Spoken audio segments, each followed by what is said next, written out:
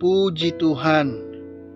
Selamat pagi, salam sejahtera bagi kita sekalian, umat yang dikasihi Tuhan, umat yang diberkati Tuhan. Di pagi hari ini kita mau datang kepada Tuhan, berterima kasih dan mengucap syukur kepada Tuhan. Dan di dalam acara doa pagi hari ini, kita mau membaca dan merenungkan firman Tuhan.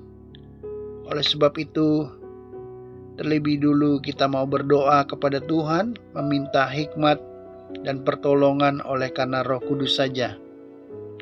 Tuhan memberikan pengertian, Tuhan memberikan hikmat akal budi dalam hidup kita, supaya kita dapat melakukan firman Tuhan. Mari kita tundukkan kepala sebentar.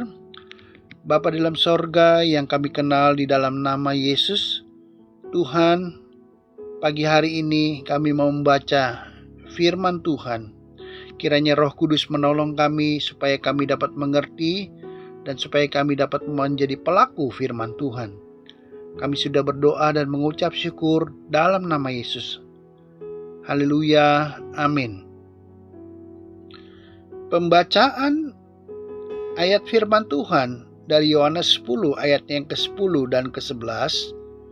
Di situ tertulis, pencuri datang hanya untuk mencuri dan membunuh dan membinasakan. Aku datang supaya mereka mempunyai hidup dan mempunyainya dalam segala kelimpahan. Akulah gembala yang baik. Gembala yang baik memberikan nyawanya bagi domba-dombanya. Puji Tuhan. Melalui pembacaan ayat tadi dijelaskan bahwa Yesus datang supaya mereka yang percaya mempunyai hidup dan mempunyainya dalam segala kelimpahan. Konteks ayat ini adalah Yesus sebagai gembala yang baik. Jadi apa yang Yesus lakukan? Ia menggembalakan domba-dombanya atau umatnya. Yesus adalah Tuhan. Hanya Yesus yang mampu mengorbankan nyawanya bagi domba-dombanya. Manusia tidak mungkin bisa mengorbankan dirinya untuk menebus dosa manusia di kayu salib. Hanya Yesus gembala agung kita. Karena kematian Yesus di kayu salib, setiap dosa umatnya dihapuskan. Sehingga setiap orang yang percaya kepadanya tidak binasa dan memperoleh keselamatan. Jadi Yesus datang kepada domba-dombanya, umatnya, untuk memberi hidup dan kelimpahan. Puji Tuhan. Tugas sebagai seorang gembala umumnya adalah untuk menjaga, memelihara, dan melindungi domba-dombanya. Oleh karena itu, orang yang percaya kepada Tuhan, yang merupakan domba-dombanya, akan mendapatkan pemeliharaan, mendapatkan perlindungan dan pemeliharaan daripada Tuhan. Puji Tuhan. Tuhan menjamin umatnya akan terpelihara dalam kasih Tuhan. Umat Tuhan boleh merasa aman, dapat hidup dalam kelimpahan dalam Tuhan. Puji Tuhan. Oleh karena itu, kita harus tetap setia kepada Tuhan. Jangan kita menjadi takut dan khawatir menjalani kehidupan di dalam dunia. Bersama dengan Tuhan, kita aman, kita terpelihara. Karena Tuhan adalah Tuhan yang tidak pernah meninggalkan umatnya. Kalau umat Tuhan digambarkan sebagai domba-domba, firman Allah menjelaskan ada beberapa sifat daripada domba, yaitu yang pertama adalah domba mengenal siapa pemiliknya. Yohanes 10 ayat 14 menjelaskan, Akulah gembala yang baik, dan aku mengenal domba-dombaku, dan domba-dombaku mengenal aku. Kita adalah milik Tuhan. Iblis tidak dapat merebut hidup kita daripada Tuhan. Puji Tuhan. Yang kedua, domba mengenal suara gembalanya, dan domba tidak mau mengikuti orang yang tidak dikenal. Hal ini dijelaskan di dalam Yohanes 10 ayat yang keempat. Jika semua dombanya telah dibawanya keluar, ia berjalan di depan mereka, dan domba-domba itu mengikuti dia, karena mereka mengenal suaranya. Dalam Yohanes 10 ayat yang kelima, tetapi seorang asing pasti tidak mereka ikuti, malah mereka lari daripadanya, karena suara orang-orang asing tidak mereka kenal. Oleh karena itu, kita melihat bahwa domba sangat bergantung kepada gembalanya. Domba hanya mengikuti gembalanya. Biarlah kita mempunyai gembala kita masing-masing melalui gereja lokal kita. Puji Tuhan. Hal yang ketiga, domba mempunyai kandang. Dijelaskan di dalam Yohanes 10 ayat yang pertama, Aku berkata kepadamu, sesungguhnya siapa yang masuk ke dalam kandang domba dengan tidak melalui pintu, tetapi dengan membanjat tembok, ia adalah seorang pencuri dan seorang perampok. Domba mempunyai kandang yang dibuat oleh gembala. Umat Tuhan harus punya kandang. Hal ini berarti tempat mereka beribadah, gereja tempat mereka mendengar firman Tuhan. Puji Tuhan.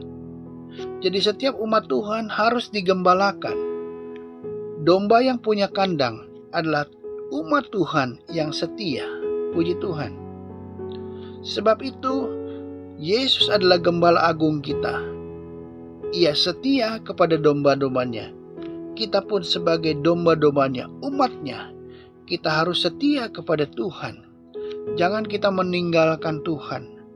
Jangan kita meragukan kasih Tuhan. Sebab Tuhan kita adalah Tuhan yang memelihara. Tuhan yang memberkati hidup kita. Tuhan memberikan hidup. Bahkan Tuhan memberikan kelimpahan. Yaitu keselamatan yang daripada Tuhan. Puji Tuhan. Biarlah kita mempunyai sikap sekali Yesus, tetap Yesus. Kita mau setia kepada Tuhan. Amin. Kita mau berdoa syafaat. Tuhan Yesus, kami datang ke hadirat-Mu.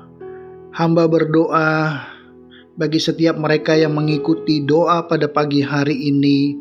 Buat setiap jemaat Tuhan, kiranya Tuhan memimpin, menolong sepanjang hari ini. Tuhan jaga, pelihara, lindungi setiap suami, istri, dan anak-anak, keluarga-keluarga mereka ya Tuhan.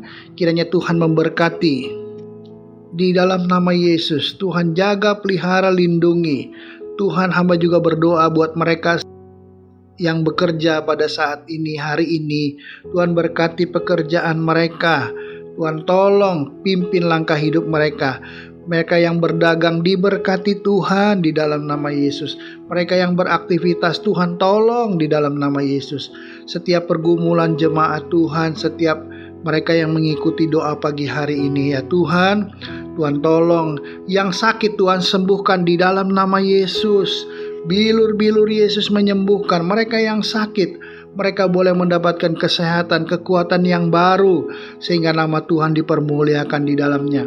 Yang menghadapi masalah hidup, pergumulan hidup, Tuhan tolong dengar setiap doa dan permohonan mereka. Setiap pergumulan mereka, Tuhan tolong di dalam nama Yesus. Yang lemah Tuhan kuatkan di dalam nama Yesus. Tuhan, kalau ada apapun keperluan mereka, Tuhan di dalam nama Yesus Tuhan.